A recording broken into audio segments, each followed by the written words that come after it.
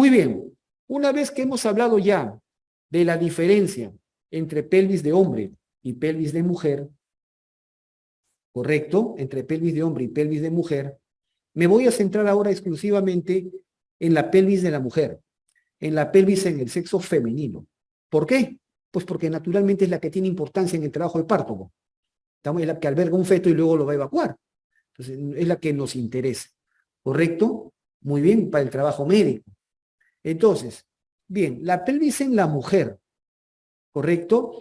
Hace muchos años, o 90 años ya, 90 años se cumplen este año, 90 años se cumplen este año, un estudio fabuloso en los Estados Unidos de Norteamérica, impulsado por estos dos famosos autores, el doctor William Cadwell y el doctor Howard Molloy, dos famosos ginecobstetras norteamericanos, pero estoy hablando de hace 90 años, en 1933. Ellos publicaron un estudio basado en imágenes, o sea, radiografías.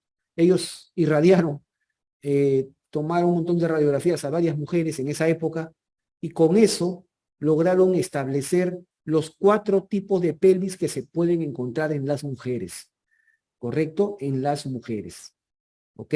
Y con eso cambiaron toda la historia de la obstetricia norteamericana y con esto prácticamente redujeron al mínimo la tasa de mortalidad materna en los Estados Unidos. ¿Ok?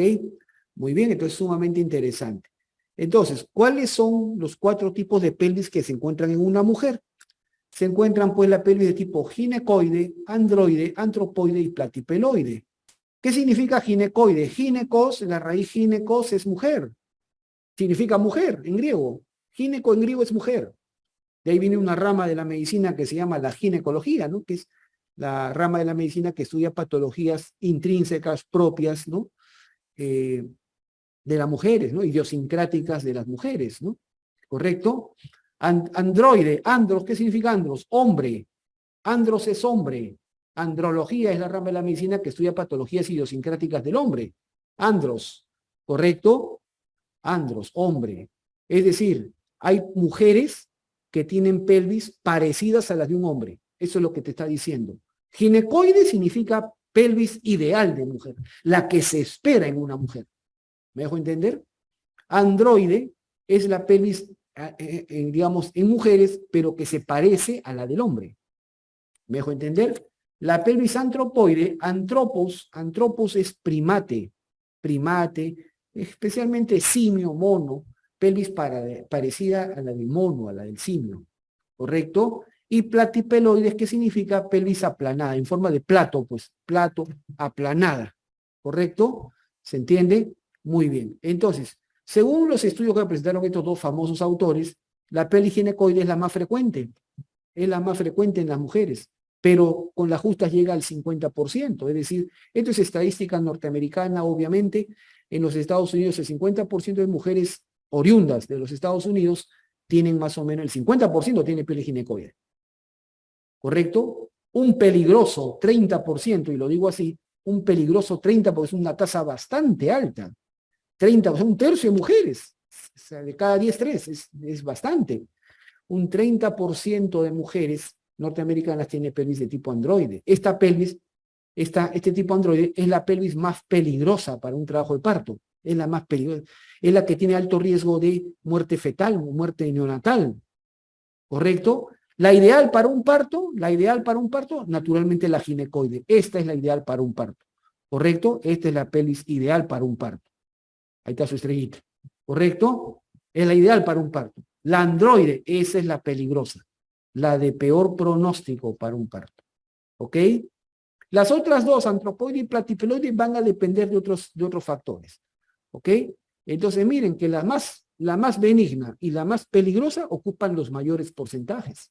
Ese es un detalle bastante importante. Y las otras dos son pelvis más raras. 20%, un quinto de mujeres tiene pelvis antropoide, o sea, parecida a la del mono, y un rarísimo 2 a 5% pelvis platipeloide, ¿no? Muy bien, perfecto. Y acá en esta tabla he modificado los estudios que, digamos, o sea, lo interpreto de una manera modificada, mejor dicho así, lo interpreto de una manera modificada los estudios de Cadwell y Molloy, pero para darle claridad anatómica digamos, al objetivo. En la pelvis ginecoide, que es tres parámetros esenciales: el estrecho superior, el ángulo subpúbico y las espinas ciáticas. ¿Correcto?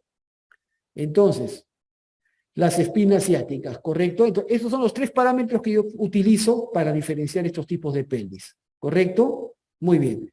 En la pelvis ginecoide, ¿qué encontramos? Que el estrecho es ideal de una mujer, pues. Es la pelvis ideal de una mujer. O sea, encuentro todos los parámetros tal como debería esperar, ¿no? El estrecho superior es ovalado y amplio. Su diámetro transverso es mayor que el diámetro anteroposterior. Su ángulo subpúbico es mayor o igual a 90. Es recto, ligeramente obtuso, es un ángulo amplio, y sus espinas ciáticas son pequeñas romas y evertidas, ¿no? Evertidas o abducidas, separadas entre sí. ¿Correcto? Muy bien. Entonces, esta es la ideal para un parto. La pelvis androide, la de peor pronóstico, la más peligrosa, se parece a la de un hombre, pues, ¿no? El estrecho superior en forma de corazón, ¿se acuerdan? Triangular, triangular en forma de corazón y estrecha, pues, ¿no? El diámetro transverso es similar, semejante, ¿correcto? Al diámetro anteroposterior. El ángulo subpúbico es agudo, menor de 90 grados, y las espinas ciáticas son grandes, puntiagudas e invertidas o aducidas, ¿no? O sea, hacia adentro. Entonces uno se pregunta, ¿por qué la pelvis androide es la más peligrosa para un trabajo de parto? Porque esta es la letal para el feto, ¿no? Letal para los fetos. ¿Por qué? Precisamente por las espinas ciáticas. Es una pelvis estrecha, correcto, y con espinas ciáticas grandes. ¿Correcto? Estas espinas ciáticas pues producen que el feto no salga adecuadamente, se puede atracar y termina muriéndose asfixiado. ¿Estamos de acuerdo? Muy bien. Simple. La antropoide es más bien aquella, o también se conoce como pelvis alargada, ¿correcto? En la que el diámetro anteroposterior es mayor que el diámetro transverso. ¿Sí? Predomina el diámetro anteroposterior, ¿no? ¿Correcto? A ver si retrocedo. Ahí está, ¿ven? Claramente. Predomina el diámetro anteroposterior. ¿Se acuerdan? Claramente. Muy bien. Y además, bueno, el ángulo subpúbico es mayor de 90, lo cual es favorable. Lo cual es favorable para la pelvis antropoide, pero las espinas ciáticas pueden ser como la de una ginecoide o pueden ser como las de un androide. Dependiendo de eso. ¿Correcto? Si es un feto de bajo peso, y además tiene espinas ciáticas como ginecoide, entonces le puedo dar chance vaginal, chance de parto autóxico, de parto normal. En cambio, si yo encuentro una pelvis androide, de ninguna manera se te ocurra darle chance vaginal porque te vas preso. ¿Estamos de acuerdo? Pelvis androide es uno de los criterios absolutos para decir este parto va por cesárea. Tienes que sacarlo por la barriguita. ¿Estamos de acuerdo? Muy bien, simple. No es el único criterio, pero es uno de los tantos criterios que hay para indicar cesárea. ¿Correcto? Muy bien. Y la platipeloide, es ensanchada, pues, ¿no? El diámetro transversal es notablemente mayor que el anteroposterior, ¿no? Normalmente en una ginecoide el transverso es mayor que el anteroposterior, pero tampoco es tan mayor, pues, ¿no? O sea, es más o menos mayor, pero no tanto. En cambio, la platipeloide es notoriamente mayor que el diámetro anteroposterior. El ángulo subpúbico también es mayor a 90, es favorable, ¿correcto? Y las espinas ciáticas también son variables. El mismo criterio que pelvis antropoide, ¿ok? Muy bien, perfecto. Bien, ya hemos hablado entonces de los tipos de pelvis que hay en mujeres y nos vamos a centrar exclusivamente en la pelvis ginecoide. Nos vamos a centrar en ella, porque si no sería muy larga la clase, y creo que casi nadie lo hace también en las universidades. Nos centramos estrictamente en la pelvis ginecoide, ¿ok? Muy bien. En la pelvis ginecoide, nosotros recordamos, ¿se acuerdan ustedes? Acá estaba el estrecho superior de la pelvis, el estrecho superior de la pelvis. De aquí para arriba yo les dije, esto es la pelvis mayor o pelvis falsa. Y de aquí para abajo esta es la pelvis menor o pelvis verdadera. ¿Se acuerdan? Muy bien. Entonces, precisamente, si me centro ahora en la pelvis verdadera, en la pelvis menor, ¿correcto? El estrecho superior va a constituir la entrada a la pelvis verdadera. Luego vamos a tener un estrecho medio, un estrecho medio y finalmente vamos a tener un estrecho inferior. O sea, que en la pelvis verdadera van a haber tres estrechos: el estrecho superior o la entrada pélvica, el estrecho medio y el estrecho inferior. Al estrecho inferior se le conoce como la salida pélvica. ¿Correcto? Muy bien, perfecto. Ya mencioné hace un rato cuáles son los componentes del estrecho superior. Ya los mencioné. Ahí están escritos nuevamente para que los revisen. ¿Ok? Ya conocemos el estrecho superior. En el estrecho superior de una pelvis ginecoide, o bueno, de cualquier pelvis, hay diámetros. Hay diámetros. ¿Correcto? Bien. Van a haber diámetros. A ver, voy a retroceder un segundo. Miren, van a haber diámetros tanto anteroposteriores, es decir, diámetros que van de adelante para atrás, o de atrás para adelante, como quieras, diámetros horizontales o transversales, ¿me dejo entender? Y van a haber diámetros oblicuos, oblicuos, ¿correcto? ¿Se entiende? Entonces, en el estrecho superior vamos a tener diámetros de diferente forma. Diámetros anteroposteriores, diámetros transversales y diámetros oblicuos. ¿Correcto? Bien. A los diámetros anteroposteriores, a los diámetros anteroposteriores se les llama conjugados. Conjugados. Los conjugados pélvicos. Los conjugados pélvicos. Los conjugados son los diámetros anteroposteriores del estrecho superior de la pelvis. ¿Correcto? Muy bien. Aquí lo vemos. Precisamente, los diámetros anteroposteriores les llamo conjugados. Conjugados. Y son tres diámetros anteroposteriores. Los tres se originan en el promontorio sacro, en el promontorio anatómico, es decir, en el borde anterior de la vértebra S1. Los tres se originan ahí y se dirigen hacia la sínfisis del pubis. El primero de ellos termina en el borde superior de la sínfisis del pubis. Por eso se le llama promonto suprapúbico. El segundo termina en la cara posterior de la sínfisis del pubis. Por eso se le llama promonto retropúbico. Y el tercero termina en el borde inferior de la sínfisis del pubis. Por eso se le llama promonto subpúbico. Entonces, uno termina arriba, uno termina atrás y el otro termina abajo. Y por eso se le llama promonto suprapúbico, promonto retropúbico y promonto subpúbico. Así se llaman. ¿Correcto? Pero tienen algunos sinónimos. El primero de ellos, el promonto suprapúbico, también se le conoce como conjugado anatómico. Conjugado anatómico. ¿Correcto? Y su valor normal, su medida en una pelvis ginecoide, está alrededor de los 11 centímetros. 11 centímetros. ¿Quedó claro? El segundo de ellos, el promonto retropúbico, también se le llama el conjugado obstétrico. Obstétrico. Y su valor en una pelvis ginecoide no debe ser menor de 10.5 centímetros. Y el tercero de ellos, el que va debajo de la sínfisis de pubis, el promonto subpúbico, se le llama conjugado diagonal. Y su valor normal es 12 a 12.5. Dicen, algunos libros dicen hasta 12.5. 12 a 12.5 centímetros. ¿Ok? Son los tres diámetros, los tres conjugados que tenemos, los tres diámetros anteroposteriores, los tres conjugados en el estrecho superior. ¿Correcto? De ellos, el más pequeño es el conjugado obstétrico. Este es el diámetro más pequeño y no modificable de la pelvis en la mujer.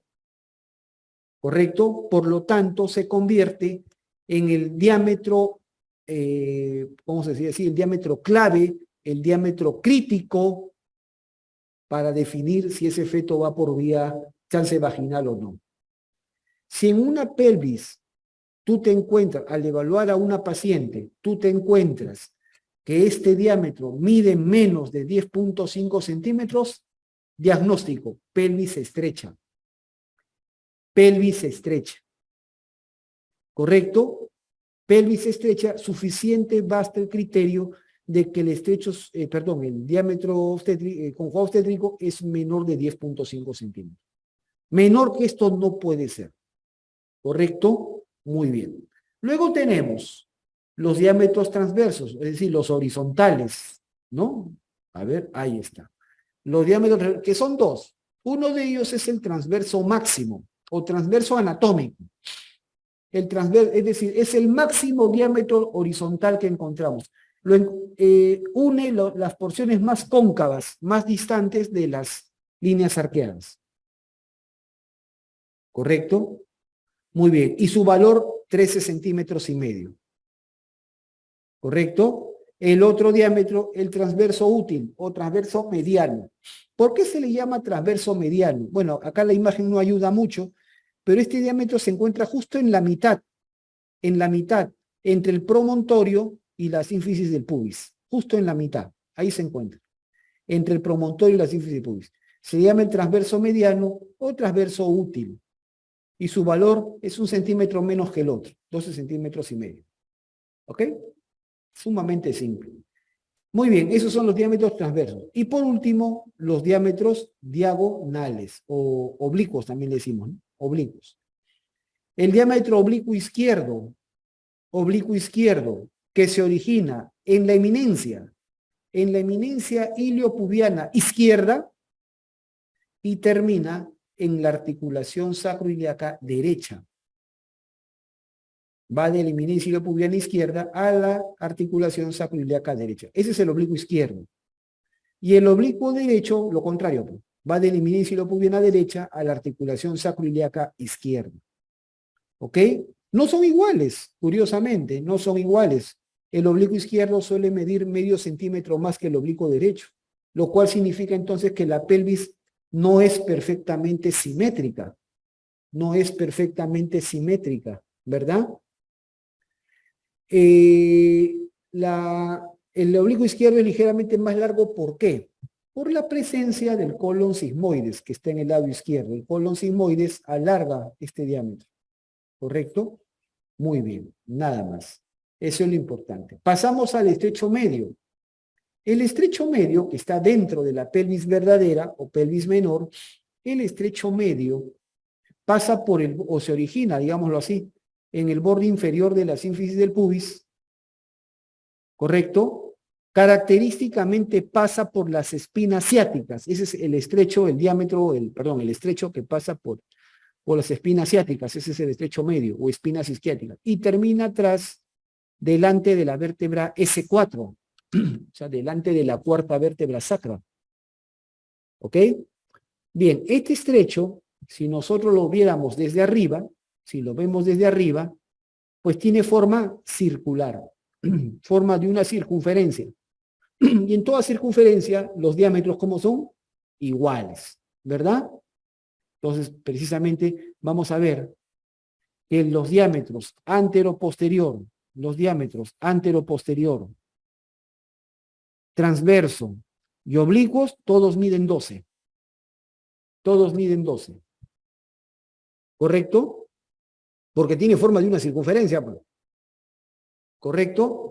Pero, digamos, si yo lo viera desde arriba, si este estrecho medio yo lo viera desde arriba, tendría forma de una circunferencia, más o menos así.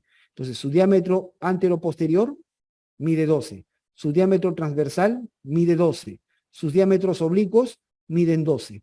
¿Correcto? Pero, ¿dónde están las espinas ciáticas? Las espinas ciáticas están a este nivel, más o menos. Entonces, yo trazo otro diámetro acá, que está uniendo las espinas ciáticas. Y este diámetro es menor que el diámetro máximo, que este de acá. ¿Correcto? Es decir, es como una cuerda en una circunferencia, ¿verdad? Geometría elemental, es como una cuerda. Ese es el diámetro que une las espinas ciáticas y se llama el diámetro biciático. Biciático es el diámetro que une las espinas ciáticas, biciático. y su valor es obviamente menor que el diámetro transverso mayor, es 10.5 a 11 centímetros. ¿Correcto? 10.5 a 11 centímetros. ¿Nada más? Bien. Ahí están precisamente. Ese es el diámetro biciático que une las espinas ciáticas. ¿Ok? Perfecto. Bien. Y llegamos al estrecho inferior, a la salida pélvica. A la salida pélvica. ¿Correcto? Si este estrecho inferior lo vemos desde abajo, si lo vemos desde abajo, vamos a observar que este estrecho inferior tiene forma de un rombo. Forma de un rombo. No importa el tipo de pelvis que tenga una mujer, ¿se acuerdan?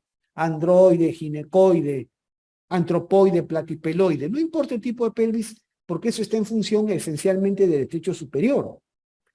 Dependiendo, sin importar el tipo de pelvis, siempre el estrecho inferior tiene forma de un rombo.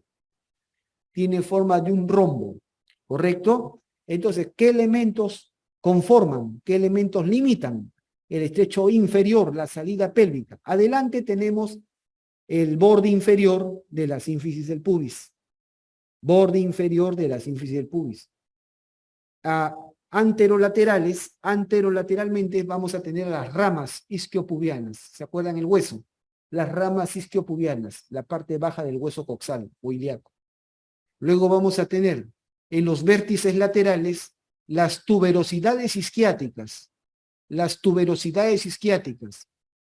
Los límites posterolaterales no son hueso, son ligamentos. Los famosos ligamentos sacrotuberosos, ¿se acuerdan? Que los vimos también, los ligamentos sacrotuberosos que están yendo del sacro hacia la tuberosis isquiática, ¿no? Y por último, en el vértice posterior vamos a tener al coxis. Entonces, estos son los elementos que conforman el estrecho inferior de la pelvis. Nada más. Bien, perfecto. Ahí es.